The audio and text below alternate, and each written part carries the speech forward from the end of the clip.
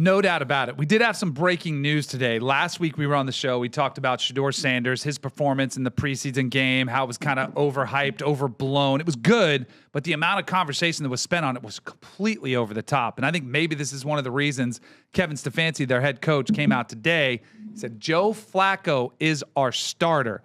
That was a pretty big news item, but it wasn't what made waves over the weekend. Dillon Gabriel, who was the 3rd-round pick, and Shedeur was the 5th-round pick, who actually played this past weekend. He played okay. He did have a pick 6. It wasn't great. It was a questionable play by his receiver, kind of pulled his hands back. Wasn't all on him. He played okay. He was interviewed, and there was a edited clip of Dillon Gabriel that went after that had Twitter and X, the same thing, all up in arms. Here it is. Have a listen. It's just part of it. You know, there's entertainers and there's competitors, and I totally understand that. And my job is to compete, and that's what I'm focused on doing. So you sent me this clip because I didn't see it, and you saw it, and you sent it to us, and everybody in our chat, in our Valuetainment chat here, was like, "Oh my gosh, what is he like? How could he do this?" Well, almost everybody. We do have a Clevelander, our boy Malik. Shout Malik, and Malik was immediately trying to keep the locker room together.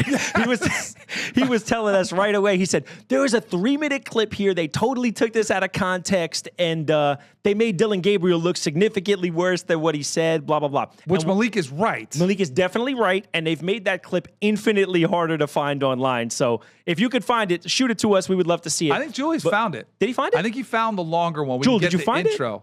I think so. Oh, amazing. I think we got the longer one. I do have a question for you after this, though, so let me hold that thought. Go ahead. Let's play it. Immediately, the way you're talking to your wide receivers, your running backs, why is that such an important part of who you are in your game? Yeah, you got to talk. You know, a quarterback's got to talk to each other, you know, his teammates. It's part of the position, but it's also just who I am down to my core.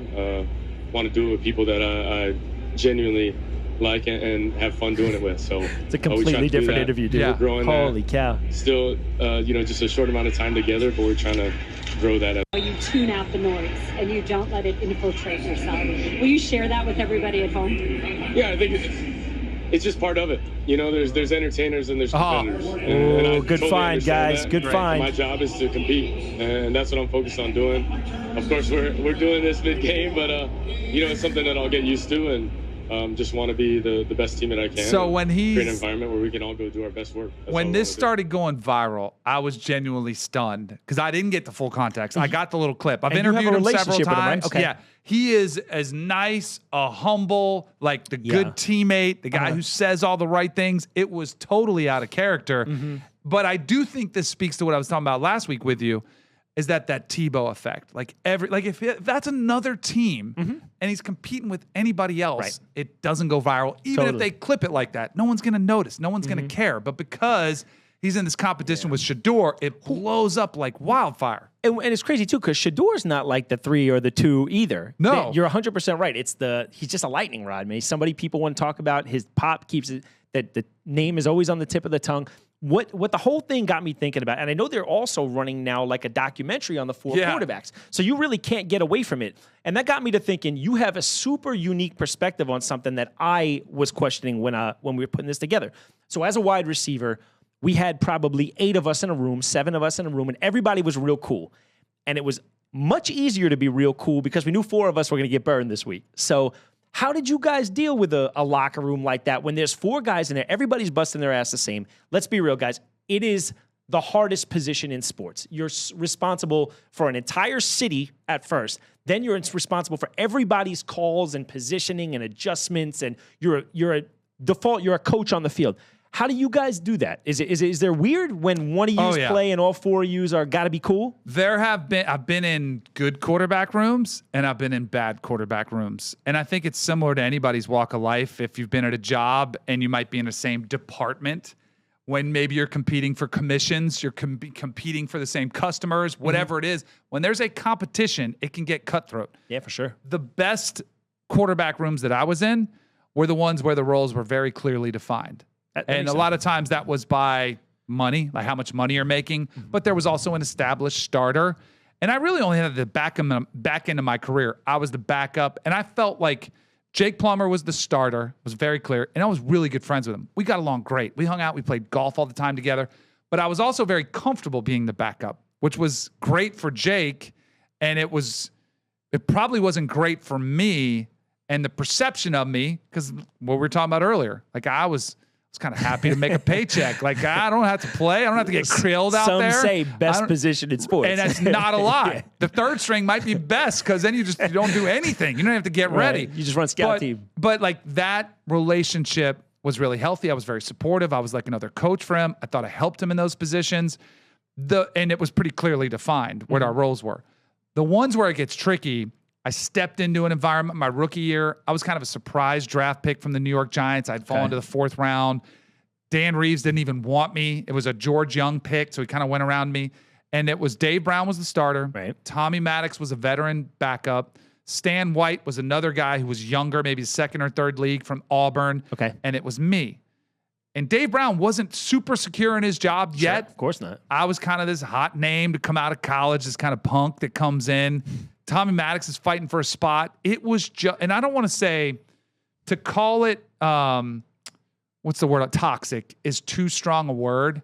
There was just a tension that was there where it wasn't too comfortable. And then you hear, as recently as a couple years ago, didn't Johnny Football talk about how Brian Hoyer was with him? Oh, yeah. What do you think is the role of if I'm a veteran starter and they're bringing in my de facto replacement? Like right. I saw Aaron Rodgers do it with Zach Wilson, and he embraced it.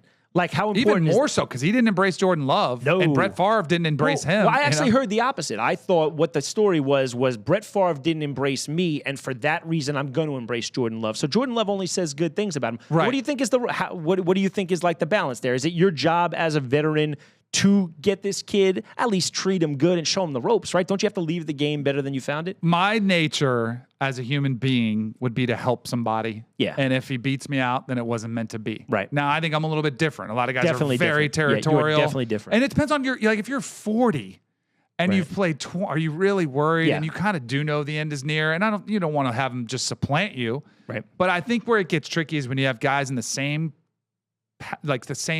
parts of their career. Right. Generation. They're like, but when you get a whole generation apart, it's a lot easier. Yeah. But it is a cutthroat league, and a lot of guys will not relinquish it. Even Flacco was pretty open, and I appreciated his transparency. They drafted 2 guys for the Browns, and he was like, it's not my job to mentor them, but they can watch me. They can ask me questions, and I think that's the job of the rookie is to watch and learn like a sponge, absorb everything, ask them what they're doing. Right. And most guys are going to be, sure, I'll tell you when I'm watching on film. They're not going to hold back and be a complete jerk to you. I just think sometimes we overblow that. It does happen organically most of the time, as long as you're a good guy. And I think if you know your role as the backup, if you're helping him and trying to help him with whatever he needs as the starter, then I think it kind of works both ways. You might say, hey, can you keep an eye on that, see what type of leverage that corner has, but I might not see him. Can you keep an eye on this for me? And if you do those things, it'll all be healthy. And I think that's another one of those things we talk about where sport just mirrors life. I think it's anything, right? Go in there, be respectful, understand your role, be positive, bring good energy to the room. Don't be a jerk. Right. And generally that's how things work competition out. ultimately elevates everybody. So if you've got a young draft pick that's pushing you, it's probably making you better. Yeah. So I think that can be a healthy situation. And sports is one of the only places where everybody else sees it too. Like everybody in the locker room knows who the best guy is. So it should generally be like, it'll sort itself out.